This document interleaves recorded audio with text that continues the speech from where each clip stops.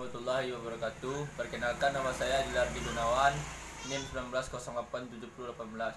Di sini saya akan menjelaskan tentang protein dalam nutrisi olahraga. Yang pertama yaitu protein menopang kekuatan imunitas selama latihan olahraga. Sistem kekebalan sangat dipengaruhi oleh olahraga, di mana respon kekebalan ditingkatkan dengan olahraga biasa. Ia bisa ditekan setelah olahraga dengan intensitas tinggi atau durasi yang lama. Tekanan sementara dari sistem kekebalan ini bisa bertahan dari 6 hingga 48 jam dan mempengaruhi individu terhadap peningkatan risiko infeksi.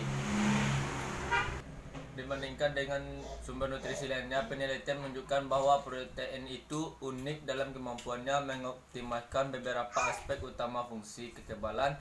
Ia mempromosikan kekuatan kekebalan. Grip 2004 sebagai berikut.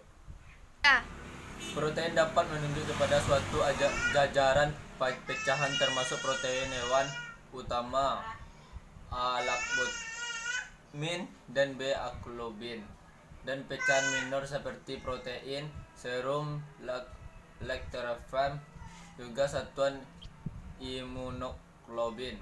Secara individu, pecah-pecahan ini adalah pembentuk konsisten peningkat kekebalan yang memodalisasikan sejajaran fungsi kekebalan. Mereka dihubungkan dengan sejajaran fungsi bioaktif seperti efek prebiotik, mempromosikan perbaikan jaringan, menjaga integritas usus, penghancuran patogen, dan pembangunan toksin.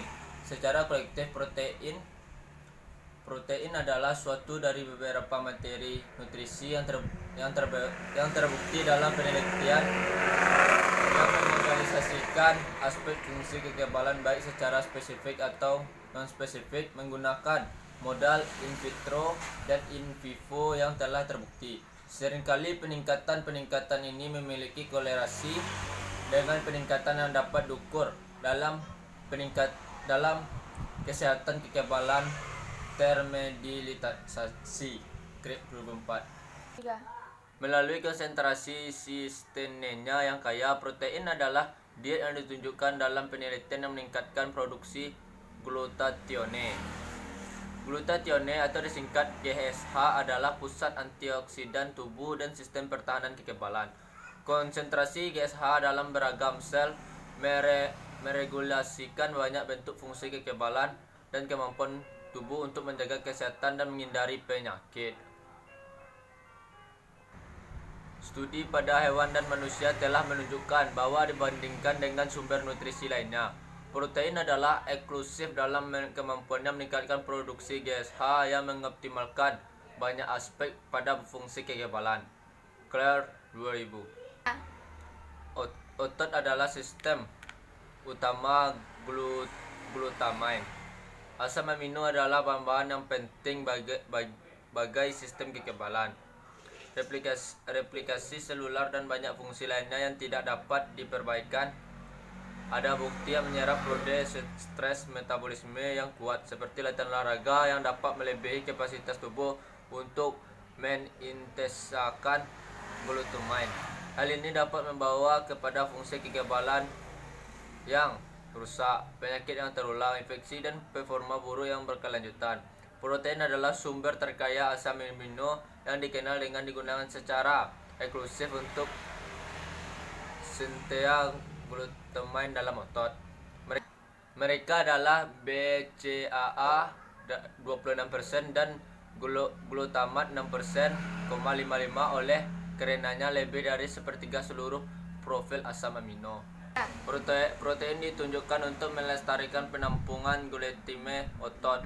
Sebab ini, protein memberikan orang-orang aktif dengan sejumlah manfaat yang mempromosikan kekebalan yang kuat dan melindungi kesehatan selama latihan olahraga. Fornes 2003. Protein untuk meningkatkan kapasitas aerobik, kecepatan, dan tenaga dalam olahraga kekuatan. Pertandingan olahraga dan olahraga yang berintensitas tinggi menggunakan jalur energi aerobik. Latihan olahraga aerobik umumnya meliputi aktivitas berintensitas tinggi yang lebih pendek dan pertarungan yang berulang-ulang seperti lari cepat. Banyak atlet yang kompetitif memasukkan bentuk olahraga ini ke dalam program latihan mereka. Namun latihan fitness aerobik hanya 3 kali seminggu dan selama 4 sampai 8 minggu telah terbukti menurunkan GSH darah dan konsentrasi. Selain juga menaikkan fungsi kekebalan terhadap orang dewasa walaupun telah mengkonsumsi diet yang sehat. Bila disimpulkan semuanya, hasil dari studi ini menunjukkan hubungan sebab dan akibat antara intensitas program latihan olahraga dan penurunan terhadap konsisten yang menyediakan fungsi kekebalan yang kompeten. Penambahan 20 gram protein latihan olahraga. Para atlet yang melakukan sesi latihan multi aerobik setiap minggunya dapat mensyaratkan dosis harian hingga 1 sampai 1,5 gram protein per kilo per hari untuk menjaga kekebalan yang kuat. Haid 1997. Selanjutnya, protein untuk meningkatkan komposisi tubuh. Protein dapat dimasukkan ke dalam diet untuk meningkatkan komposisi tubuh, tenaga, dan kekuatan tanpa menerima massa tubuh yang besar. Penelitian menyarankan bahwa konsumsi protein sebelum latihan akan mempromosikan pemeliharaan jaringan samping sementara meningkatkan penggunaan lemak tubuh sebagai bahan bakar. Untuk mempromosikan pemeliharaan massa ramping dan penurunan pada massa lemak, satu dosis protein 20-50 gram hendaknya dikonsumsikan dalam waktu sebelum berolahraga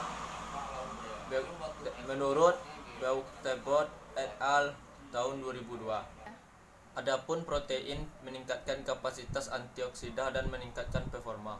Suplementasi dengan protein 20 gram per hari selama 12 minggu terhadap pria dan wanita muda yang sehat meningkatkan konsentrasi GSH dalam limfosit darah, tapi juga meningkatkan output kekuatan puncak dan total kapasitas kerja selama tes bersepeda cepat.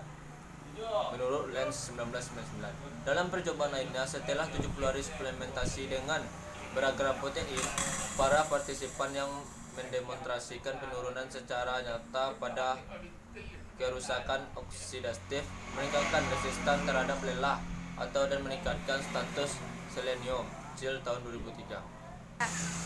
Baiklah, di sini saya akan menyimpulkan hasil materi tadi. Yang pertama yaitu protein adalah pecahan protein susu yang terjadi secara alami yang diperlihatkan dalam penelitian yang mempromosikan kekebalan kulit, pemulihan otot yang efisien, dan memperpanjang manfaat secara keseluruhan aktivitas fisik.